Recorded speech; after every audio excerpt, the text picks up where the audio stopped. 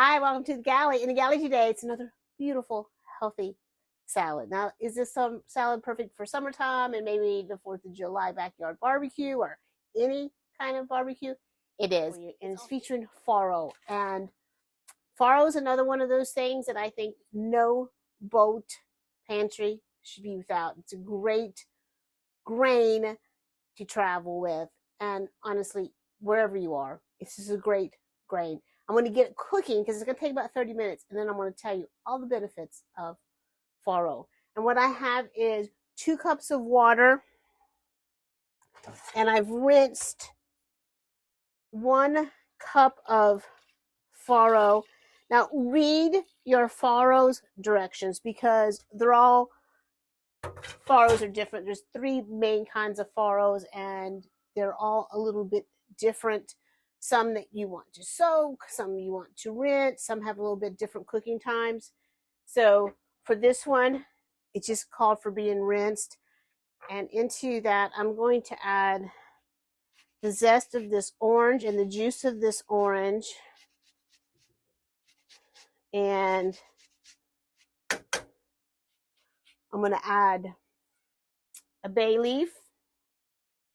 Really add some seasoning to this farro. Farro has a low glycemic index, which means that it doesn't spike your blood sugars, which makes it a diabetic friendly food. What I'm going to do is I'm going to bring this to a boil, and then we're going to put it on simmer, cover it, put it on simmer, and simmer it for about 30 minutes. And you might want to check on it. Sometimes you might need to add a little more extra water, and I'm going to, I think that's too big for my squeezer there. Squeeze this orange juice in here. It's just coming to a boil. I'm going to change burners, put it to my simmer burner back there. So my farro is all cooked, and that was 1 cup dry. Look how much farro that made. And 1/4 cup of farro has 6 grams of protein. So it's an amazing source of protein. I say I'm going to put all of this stuff in there. Now, do you have to? No. If there's something here that you're like, yeah, I don't like that, then don't put it. It's okay. No harm done.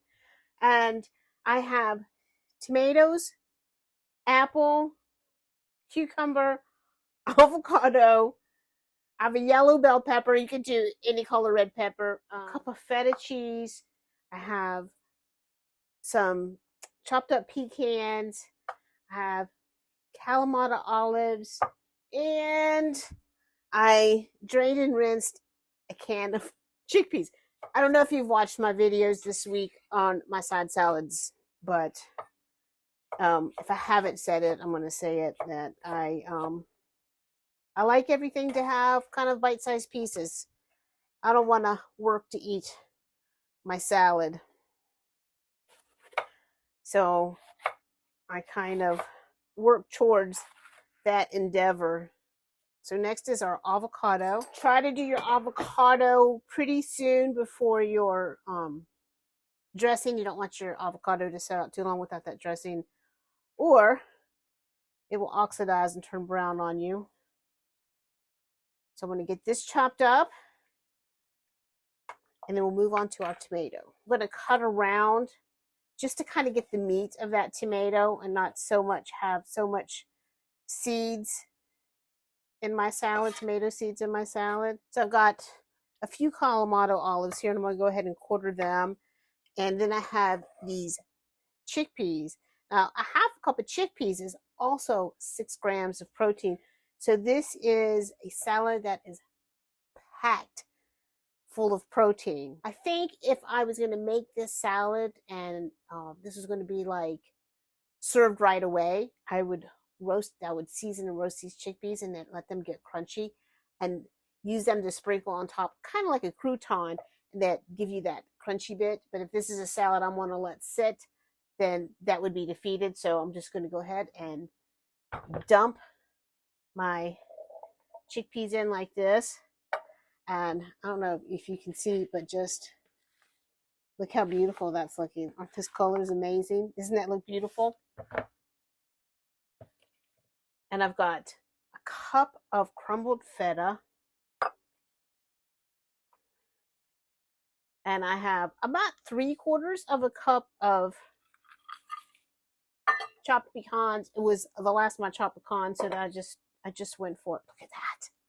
Isn't it beautiful? Now we have to make the dressing for that. So let's get started on that. So for my dressing, I'm going to do my stick blender. You can do a blender, a stick blender, a food processor, or if you have none of those, put it in a jar and shake it up. I've got another orange here, and I'm going to do the zest of that orange, and I'm going to do the juice of that orange. So you can see it was quite the juicy orange. It smells good too. So let's do a couple pinches of kosher salt. I'm going to do my mixed pepper blend here. I'm going to do balsamic here. Of course, you can do a red wine vinegar. You can do a cider vinegar. But I just thought the balsamic and the orange really go together. So I'm going to do balsamic. And I want to do 3 tablespoons. I'm not sure if I have enough left to give me 3 tablespoons. And you see how nice and thick and beautiful this balsamic is. Always read the label before you buy a thing of balsamic vinegar. Make sure it says 100% grape musk. Because if not, it's not balsamic. I see sometimes on the label they'll have color added and just different kind of vinegar. So if you want to know that you got 100% balsamic, make sure you read the label. There's 2. And I think when I did a couple weeks in Italy, and honestly, the balsamics, I loaded my suitcase up, but some of those, 80, 100-year-old balsamics, it's just like candy. Love that. So delicious. I'm going to do a tablespoon of honey, and I would probably do Dijon, but I was gifted this sweet hot mustard, and I thought a little kick in there would be just fine. So use Dijon or whatever kind of mustard. And again, I'm going to do about a tablespoon of my mustard. So I want to do a teaspoon of dried oregano, a third of a cup of olive oil. Oh, I almost forgot. I have 1 clove of garlic, and I just kind of roughly chop that up. And then we're going to blend. This is so delicious. This would just be perfect on any kind of salad. The thing I love about that immersion blender, the stick blender, is it just emulsifies. You can put everything in there and it emulsifies. You don't have to slowly add your oil. So let's see. Let's get straightened up here. Bring our bowl down. It's just so beautiful. I mean, what backyard barbecue would not love this salad? I can't imagine. And yep, we're cooled down. I'm going to drop that farro in there. Protein packed, calcium, potassium, magnesium. I mean, fiber, all in this bowl here. The farro also has a lot of B3, which is really good for us. All right, so I'm going to, again, I think if you've watched me make salads, don't pour it all in. Pour some and wait. Make sure you don't need it all, or you do need it all. Because you can get a salad over drenched and over dressed, and it gets just a little too soggy. So I like to add a little bit at a time. And sometimes if I'm making a salad, especially the day before, I'll save a little and let it sit overnight and see how it does. And then the next day, then I'll maybe add that rest if I need it or not. I think I might end up using just about all of it. I might as well.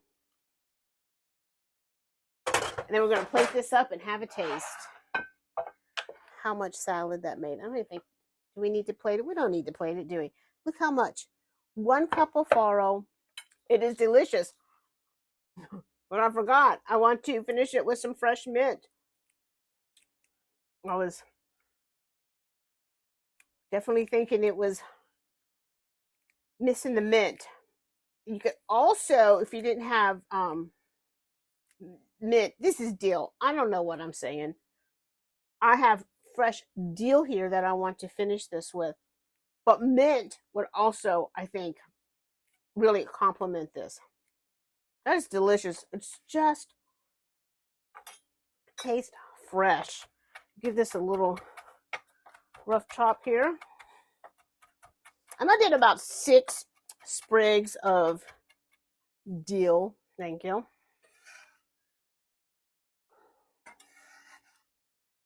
So now we'll give that another stir and another taste. And it's pretty, got those little sprigs of that dill going through there. All right, here we go again. I'm hoping for some feta. There's some feta. I was hoping for some feta. I think I got feta and pecan in that one.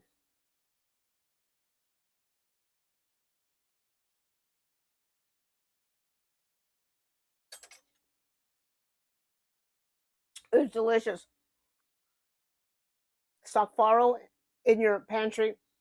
Great source of so many things to have when you need it. Make this salad. It is so delicious. You don't have to wait for the summer. Make it all year long. This is delicious. Thanks for being here today. Thanks for watching. And until next time, safe cruising.